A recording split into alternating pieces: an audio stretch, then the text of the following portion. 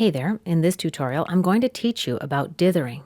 We'll be learning what it is and why it's so important for your music projects.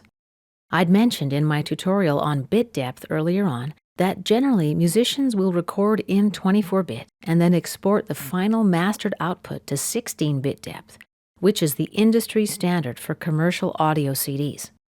When you do this export from a higher bit depth to a lower bit depth, you need to use a process called dithering to help you. Dithering helps keep the quality and accuracy of the sound when you prepare a CD-ready file. When you reduce bit depth, your computer will resample the whole song at the new bit depth, let's say 16-bit.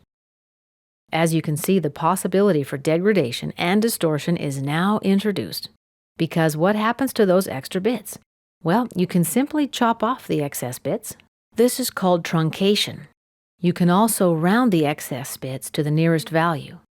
Each of these methods, however, results in predictable and determinable errors in the result, that is, patterns that result in undesirable distortions.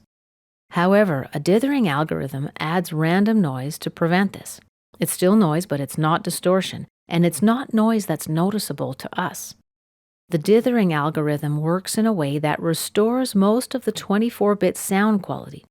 It also reduces the noise in the mid-levels, which are most obvious to human ears. With dithering, fades and reverbs are smoother, and low-frequency sounds don't get grainy. Dithering is generally available as a plugin in your digital audio software. For best sound quality, apply dithering only once as the last step just before you burn your glass master for replication.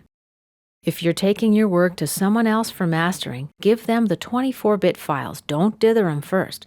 They'll do the dithering as their last step before giving you the mastered final output for printing. If you're going to dither yourself, do it on the last insert slot on the output channel. And this concludes our tutorial about dithering. In our next lesson, I'm going to introduce you to MIDI.